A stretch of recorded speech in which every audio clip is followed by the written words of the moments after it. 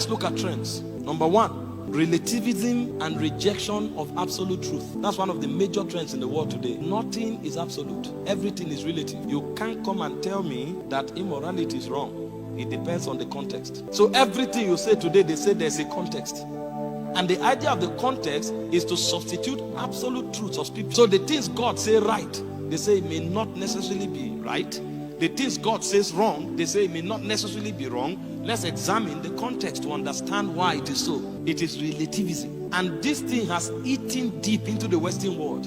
So you can't come and preach to somebody and say, if you don't receive Christ, you go to hell. They say, it depends. It depends. What do you mean by Christ? And why do you say there's only one way? What about this and that and that? And if you are not a Bible student, you'll be shocked that it will make so much sense to you. And in a few months, you'll be flushed out of the line. A pastor's son went to Canada.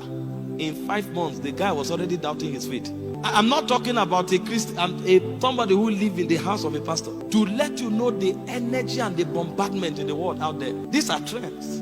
Number two, materialism and consumerism. What is that? Value is in things. It's a trend in the world today. And this one eats even into the altar. They force you to think that your value is not in what God says. Your value is in what you have. So people are striving to drive the best of cars, not because they love the model. That's what makes them look relevant. Somebody dresses or wears a watch or wears a jewelry. He wants you to see it by all means. The guy is on the live stream teaching the word of God. He's doing his hand like this. He wants you to see his watch. That's when you will know that ministry is working. I'm not talking the word.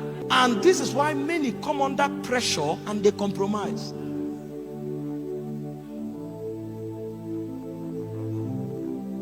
We don't define things the way God defines them anymore.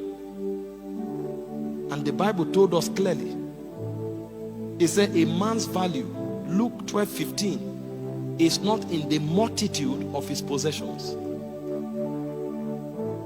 A man's value is not in the multitude of his possession. Trends. How about immorality?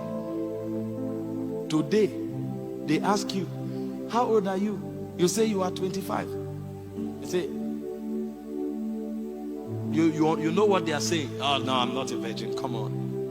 Because if you are a virgin, they are wondering, are you in this world? They even make you look timid, uncivilized, because you kept your virtue. And there are many people now looking for people to disflower them so that they can belong. Because it's a trend and it's strong among young people. Listen, be proud about your virginity. God says to keep yourself. He said the bed undefiled is a blessing.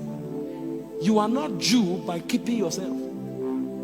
Don't let anybody pressure you into error. The world is fighting everything that is godly. These things are trends. And then immoral lifestyle. People wear their clothes, they want to throw the trouser down. If you want to be naked, be naked.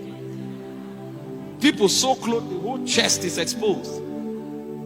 They wear skirts, the skirt is shorter than a pant. And then you see them could put hanky. You know what you wore? And then they are wondering why they can't represent God.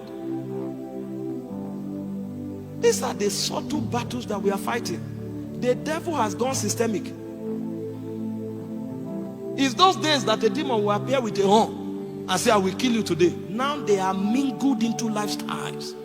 They are mingled into our civilization. You need discernment to identify it, and you need authority to stop it. So they come in form of policies, they come in form of innovations, and they come in form of trends. Erosion of family values. Today, being a single mother is a big deal in some nations. In fact, governments give allocation to people who are single parents. So many ladies don't want to get married. They want to have a single child. Because if you are a single parent, they put you on salary. But if you are married, you are on your own. You see the wickedness. I was in Europe and I saw that this was one of the ways of escaping poverty. If you can't fend for yourself, go and get pregnant. The moment you become a single parent, you are on monthly salary. In Africa too. The moment you are a single parent, but you get married, go and work with your hand. So you see that it's a dark intelligence. Now, if you are paid for being a single mother, why do you bother yourself with marriage? And then you get married to somebody who is struggling? No way. So instead of getting married, let's be dating. We can date and give birth to as many children as we want. So these are trends destroying family patterns and ordinances. Then you see radical feminism. Women who consider submission to their husband as limitation. I am equally educated. And the Bible didn't say submission is a function of illiteracy. It said, wife, submit to your husband.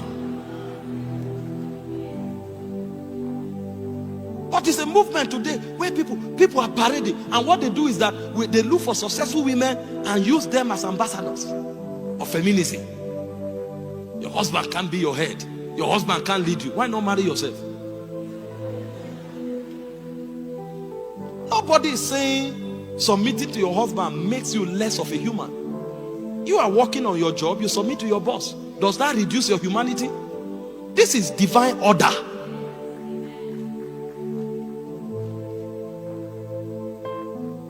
The word that can't define marriage is now defining to God what.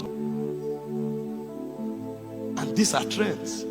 So you see many ladies, when they get married, they call their friends to find out, what should I do so that my husband doesn't play with me? If you didn't trust him, why did you marry him? Me, I don't take nonsense. So I want it. They even summon a meeting in this house. This is how we are going to live. I just want you to know, because me, I don't take nonsense. Really. Clap for yourself. You are wise. This is what is destroying our world.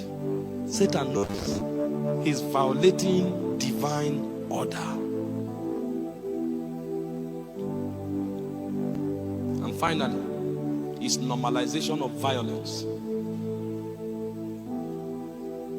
The world has become a jungle, and it is the strongest that is the right one. So from our politicians to our pastors to our leaders to everybody that has power, so long as you have enough authority, you are right. So you see, election is being hijacked. The moment he becomes president, he's right. You see somebody being bullied, so long as he's in the position of power, he is right. So nothing can happen to you is jungle justice. And these things break down law and order, and they destroy the conscience of men.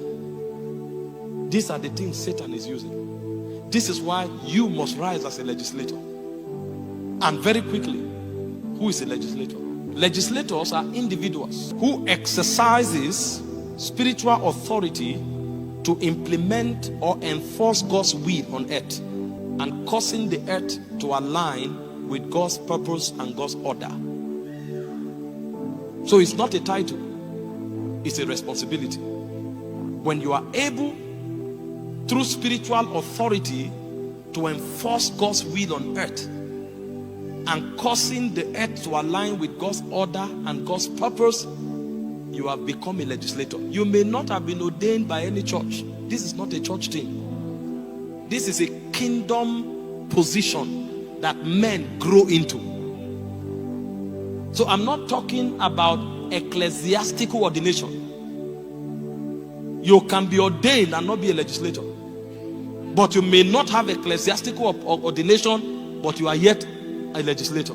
So long as you can wield spiritual authority and establish God's order, you have become a legislator. So legislators advocate for God's principles and God's ordinances wherever they find themselves. Thank you for watching this video. We trust you have been tremendously blessed. To get more messages by Apostle Michael Oroko, kindly join our Telegram channel by following the link on your screen. Your life will never remain the same. God bless you.